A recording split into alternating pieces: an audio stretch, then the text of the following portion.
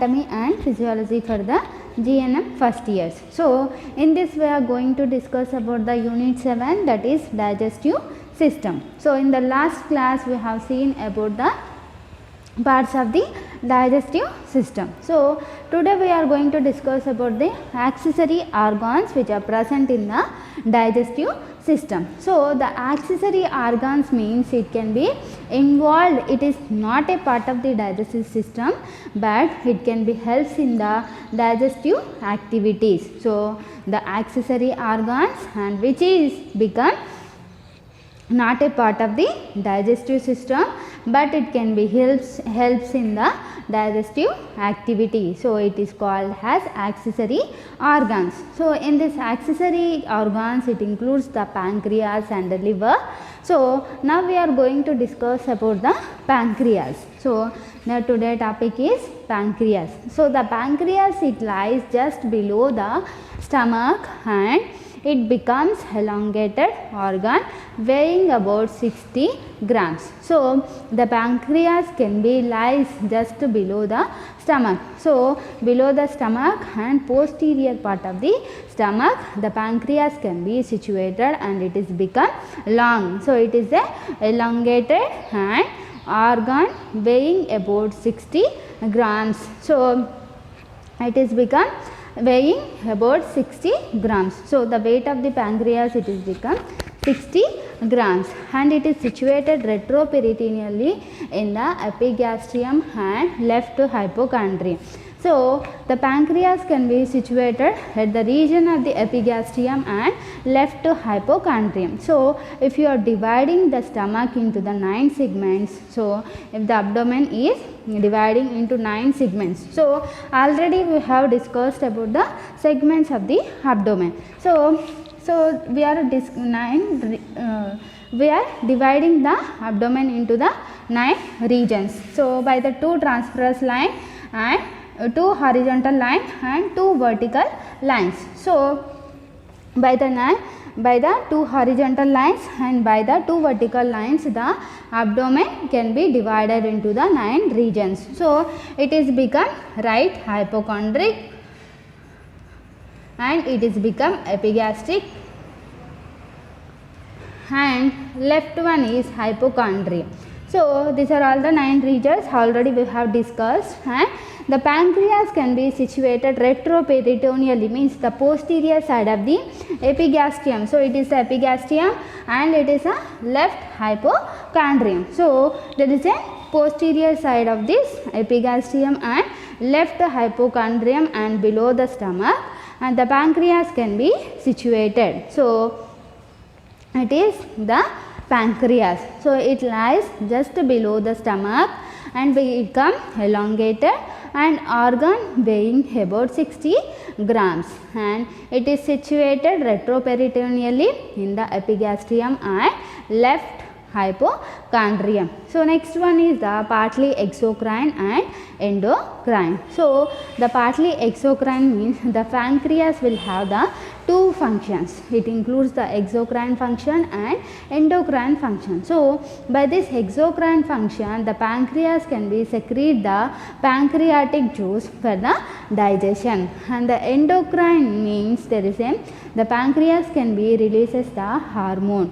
So, it is the endocrine function of the pancreas. So, the partly it is become exocrine and endocrine. So, it is become half of the endocrine and half of the exocrine. So, exocrine means there is a pancreas can be release the pancreatic juice and it helps in the digestion. So, exocrine it helps in the digestion, and endocrine it can be secretes the hormone. So, it is the 2 functions for the pancreas. And the next one is pancreas is divided into the head, neck and body and tail. So, it is the become head and it is the neck and it is become body and it is the tail of the pancreas. So, in next one is there is a pancreatic, it is a pancreatic duct and it is a bile duct, and there is a dots, it is called as islets of the longer arms. So, it is about the pancreas. So, this islets of the longer arms, it can be situated over the pancreas. So the islets of Langerhans can be helps in the secretes the hormone. So it helps in the secretion of the hormones. So it can be present over the pancreas. This dots it is called as islets of Langerhans. It helps in the secretion of the hormone.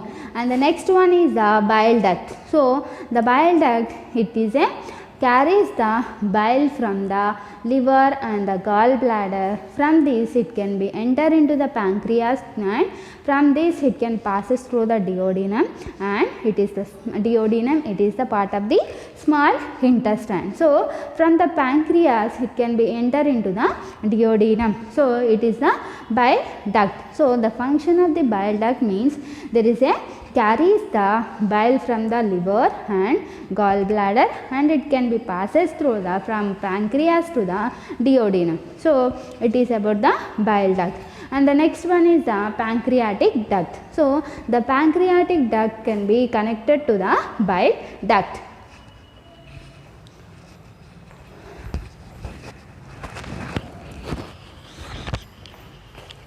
So the pancreatic duct can be connected to the bile duct. So the pancreatic duct, it can be helps in the secretion of the pancreatic juices. So the pancreatic juices can be help in the digestion of the fat and the starch and the carbohydrates, and there is a digestion of the food.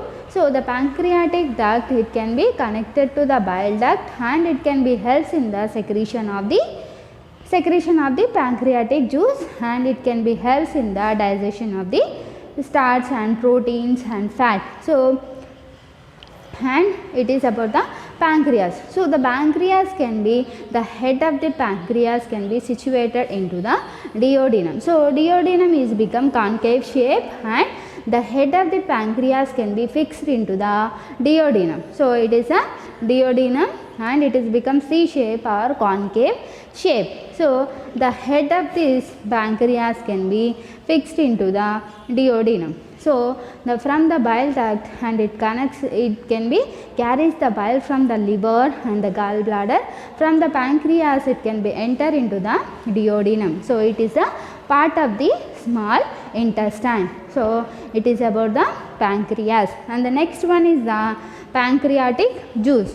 So the pancreatic juice, it is become transparent. So transparent means there is a, it is like water, so there is no color and nothing, and it is become transparent and colorless fluid. So the pancreatic juice is become transparent and colorless juice. Transparent, it is like water, so there is no color for this pancreatic juice. And there is a volume is 500 to 800 ml per day. So daily there is a 500 to 800 ml of pancreatic juice can be released by the pancreas.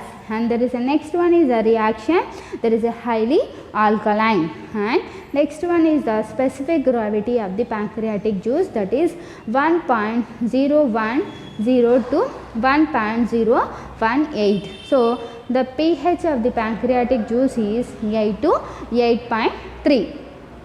So pancreatic juice volume 500 to 800 ml per day, and reaction highly alkaline, and the specific gravity 1.010 to 1.018, and pH is 8 to 8.3. So it is about the pancreatic juice.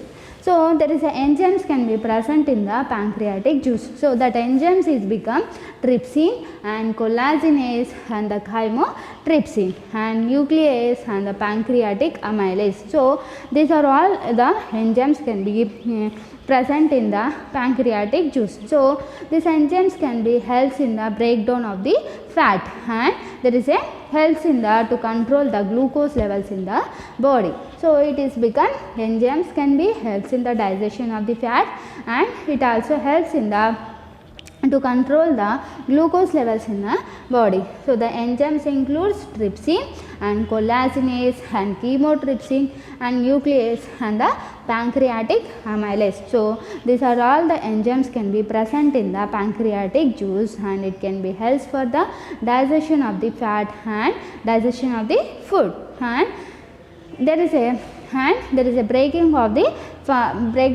the fat, and it is about the enzymes which are present in the pancreatic juice. The next one is the blood supply to the pancreas. So the blood supply can be by the splenic artery and the mesenteric artery. So the splenic artery, it can be extend from the spleen. So from the spleen, and the blood can be supplied to the pancreas. So the splenic artery, it can be extend from the spleen and it can be supplies the blood to the pancreas. And the next one is the mesenteric artery. So the mesenteric artery, it is a branch of the abdominal aorta. So it also supplies the blood to the pancreas. And the next one is the splenic and mesenteric veins. So the splenic and mesenteric veins, the veins can be drain the blood from the spleen and the gallbladder and from the liver. So the vein can be drain the blood from the spleen and the gallbladder, and then can be and it can be connected to the portal vein. So the portal vein, it can be supplies to the liver. So the portal vein, it can be supplies to the liver. So there is a blood supply, it includes the splenic and mesenteric arteries and the veins. And the next one is the functions of the pancreas. So the functions, it includes the functions mainly includes there is a digestion of the food after eating, and it helps in the digestion of the food, and it can be supplies the energies to the cells which are present in the body, and it can be supplies the food to the cells in the body. So next one is it is become exocrine and the endocrine. It also helps in the digestion, and it also secretes the hormone. And next one is it also helps in the regulate of the glucose levels in the body. So it is helps in the regulation of the blood glucose levels in the body. So the pancreas, the main functions, it includes the after digestion, the food can be supplied to the cells of the body, and it is become exocrine and endocrine. It helps in the digestion, and it also helps in the secretion of the hormones. And the next one is it can be regulates the glucose levels in the body. And next one is it helps in the breakdown of the proteins and the storage of the proteins, and there is a digestion of the fat. So it is also helps in the digestion of the fat. So it is about the functions of the pancreas. So it completes the